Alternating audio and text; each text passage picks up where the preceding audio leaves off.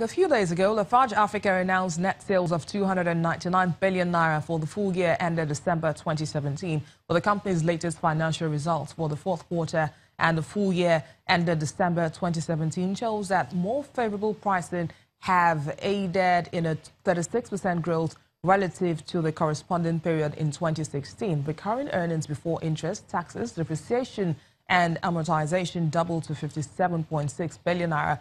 Lafarge Africa expects the EBITDA margin to rise above 35% in 2018 as the company works to reduce energy and transportation costs as part of a turnaround plan. Well, let's get an analysis of the earnings report from an equity analyst at Exotix Capital, Olabisi Ayodeji. Many thanks for your time, Olabisi. Hi, thanks for having me. Can you begin by telling us how the results compare to your expectations? The results were pretty weak. They were below what we'd expected. But it's worth highlighting that the reason for the weakness really is partly a number of exceptional items are recorded for the year. So, for instance, a number of the assets were written off, including the evacuation road projects that was being carried out close to the Unison plant. There was also an impairment to an energy project that was ongoing in Ashaka, as well as others in the South African business. And then in addition to this, the business recorded FX losses following the devaluation of the naira in the official markets last year.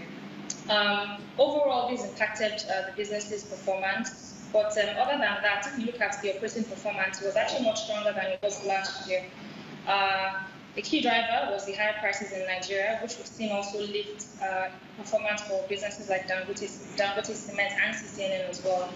But other than that, I would say on the downside, Lafarge still struggled with weak volumes, much like the others did as well, and recorded a significant increase in operating expenses and interest costs as well for the year.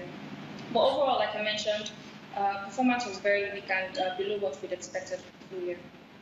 Where does Lafarge Africa's performance stand relative to the other local cement players? So Lafarge's numbers are actually the weakest of the three in the sector. A key factor is essentially what I mentioned before, the impairments that were taken. And then other than that, Lafarge also has a significant interest burden. So for instance, its operating profits for the year were only able to cover about 80% of its total interest expenses. That's a huge issue for that business. And then other than that, we have the South Africa business, which represents about a third of total group earnings, struggling with serious internal operating challenges as well as a weaker operating environment. So all of those issues is really what made Lafarge much weaker than the others for the full year 17.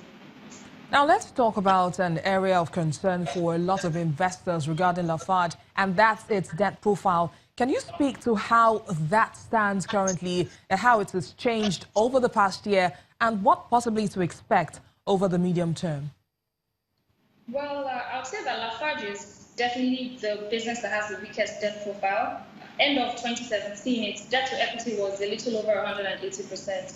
I've also spoken a bit about its coverage ratio, which is about 80%.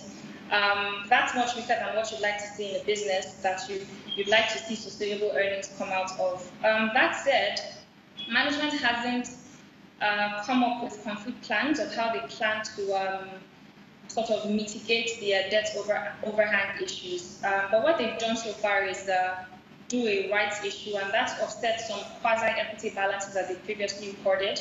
Still, on the balance sheet, you see a significant debt balance, and going forward, what we'd expect to see is announcements of a sustainable way of drawing this down, essentially, particularly if you consider that working capital for last year was significant. The trend in receivables was quite alarming, and with talks about possible expansions, they will need to tap into the market to raise either additional funding on equity. So I'd say that still Lafarge is in a very good position as far as its debt profile sits. Management says that they're not under pressure to repay half of the loan, which is really from entities within the Lafarge Hosting Group. But I mean, to ensure that this business is able to report sustainable earnings growth going forward, they will need to address the debt issue and the interest expenses that come along with that. A report from the cement manufacturers shows a decline in cement consumption in Nigeria last year Can you speak a little to that trend and a possibility of pickup in sales over the next couple of quarters? So there's been a sector-wide decline in volumes, like you said. Volumes fell by a little over 15% last year, but that's no surprise. The trend as of 9 months has suggested that the year would close much lower than the previous year. And this is really because of the weak macro environment from last year and the impact that had on building and construction. Encouragingly, in Q4, all of the businesses recorded a lift in volumes relative to the previous quarter. Lafarge, for instance, grew volumes by 10% in Q4 17 relative to Q3. So that's encouraging, and based on reports, Q1 volumes are still on the uptrend as well. So I'll say overall, also considering that last year was a weak base, it wouldn't be unexpected if volumes rose by at least 10% this year across the sector. Well, one last question, Olabisi. What's your view on Lafarge Africa from an investment strategy point of view? Well, I've heard investors and even analysts allude to the fact that Lafarge appears attractive now on the expectation that earnings will improve going forward. And while that's the case, I would point out that, like I've mentioned before, the debt issue is of major concern. And then secondly, the South Africa business as well seems to be undergoing issues that aren't very clear from a historical perspective, meaning it's unclear exactly what has brought this business to this stage. And on a forward-looking perspective, it's hard to assess the impact of the strategy that management has announced on improvement in earnings.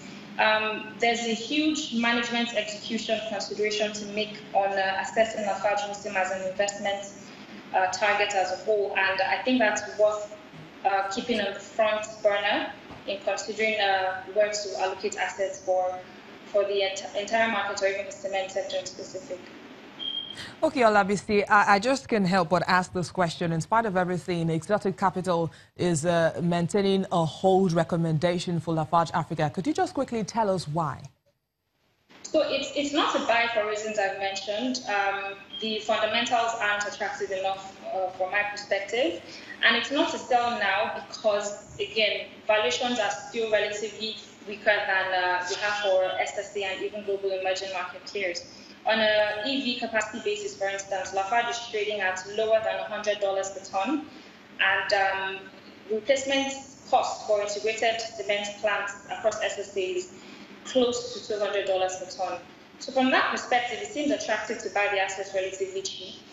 But that has to be weighed with the downside risks that I've mentioned earlier, which really gives me a more neutral view on the stock overall.